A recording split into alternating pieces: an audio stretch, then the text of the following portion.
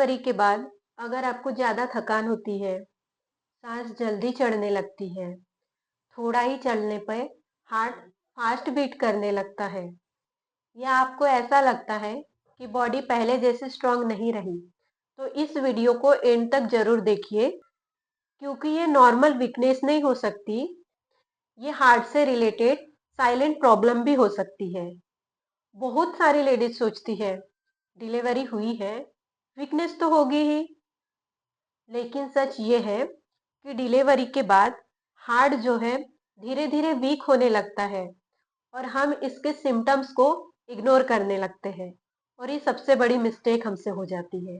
आज मैं आपको बताऊंगी प्रेगनेंसी के बाद हार्ट वीक क्यों हो जाता है, कौन सी गलतियां इसे और बिगाड़ देती है, कौन से सिम्टम डेंजर्स का सिग्नल है, और हार्ट को सेफली वापस स्ट्रांग कैसे बनाया जाए without panic, without heavy medicine. तो आइए दोस्तों जानते हैं प्रॉब्लम्स के बारे में। प्रेगनेंसी एक नेचुरल प्रोसेस है, लेकिन बॉडी के लिए ये बहुत बड़ा प्रेशर भी होता है। प्रेगनेंसी के दौरान ब्लड वॉल्यूम जो है 40 से 50% बढ़ जाता है, इसलिए हार्ट को ज्यादा मेहनत करनी पड़ती है, और हार्मोन्स के बदलाव जो है हार्ट की मसल्स को सॉफ्ट कर देते हैं।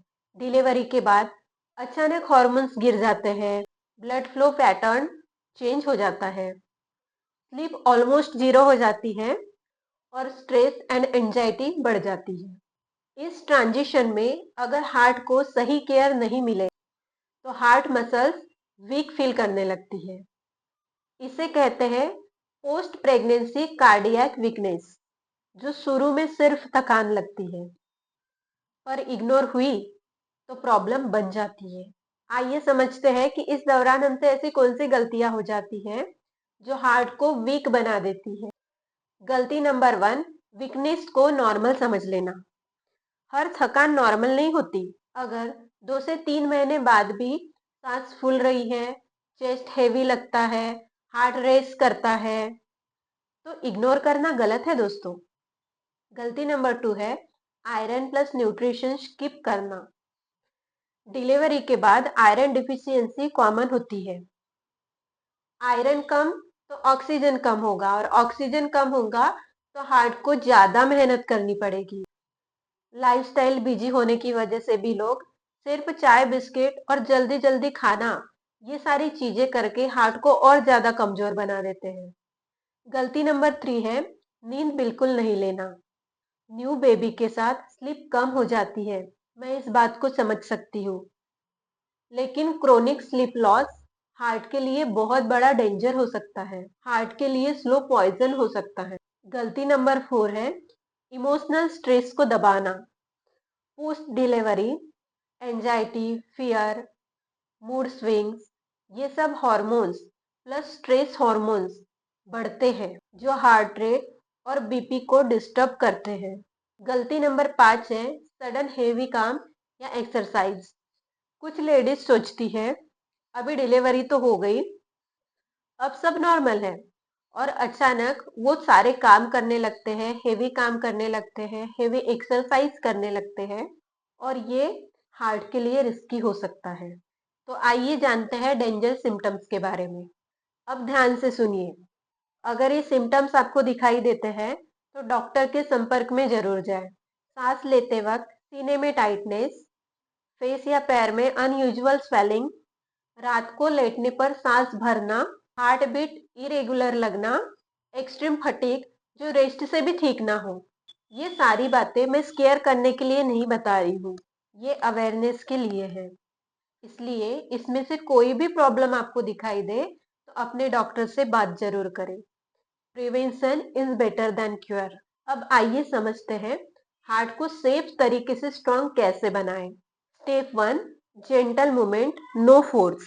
रोज 10 से 20 minute slow walk, no jumping, no running, only consistencies matter. Step 2, iron plus protein rich food. अक्सर during pregnancy and after delivery हमें आयरन और प्रोटीन रिच फूड की जरूरत ज्यादा होती है। उस समय हमने कार्ब्स का यूज थोड़ा कम कर लेना चाहिए, और प्रोटीन रिच फूड्स को अपने डाइट में ऐड कर लेना चाहिए, जैसे पालक, चना, दाल, अनार, एग्स अगर आप लेते हैं, ये हार्ट मसल्स को एनर्जी देते हैं। Step 3, deep breathing daily 3 minutes. Slow deep breathing heart rate को नेचुरली बैलेंस करती है। Step 4, hydration plus salt balance.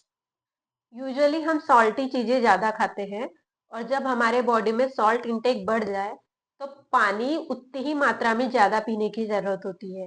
लेकिन सॉल्ट इंटेक हमारा बढ़ता है, हम पानी को इग्नोर करने लगते हैं और जब हम पानी को इग्नोर करने लगेंगे तो हमारा ब्लड जो है ठीक होने लगता है और जब ब्लड ठीक होने लग जाए तो हार्ट को फिर से और ज्यादा मेहनत करनी पड़ती है। इसलिए पानी कम और नमक ज्यादा हार्ट को और ज्यादा स्ट्रेस देता है। Step number 5, emotional healing. अपने आप को वीक मत समझो। बॉडी ने एक मिरेकल किया है, एक नए बेबी को जन्म दिया है। ये छोटी बात नहीं है, ये बहुत बड़ी और चमत्कारिक बात है। इसलिए हार्ट को थोड़ा तो टाइम चाहिए ही रहेगा उसको हील करने के लिए। तो आइए दोस्तों जानते हैं वार्निंग और हैबिट्स के बारे में। वार्निंग सिंपल है, गूगल सिम्टम्स देख के खुद को डायग्नोसिस मत करो। एक सिंपल हैबिट शुरू करो, रोज अपना हार्ट रेट ऑब्जर्व करो और बॉडी के सिग्नल सुनो। अगर आप या आपके घर में कोई न्यू मदर है तो ये वीडियो उनके लिए बहुत ज़्यादा इम्पोर्टेंट हो सकता है। इसलिए चैनल को सब्सक्राइब कर लीजिए क्योंकि यहाँ मैं हार्ट और हेल्थ को नेचुरली, सेफली और प्रेगनेंसी फ्रेंडली तरीके से समझाती हूँ। नेक्स्ट वीडियो में मैं समझाऊंगी लो बीपी कब डेंजरस हो जाता है। इसलिए वीडियो को ज़्यादा से ज़्यादा शेयर करो, लाइक करो और कमेंट जरूर करो। धन्यवाद दोस्तों।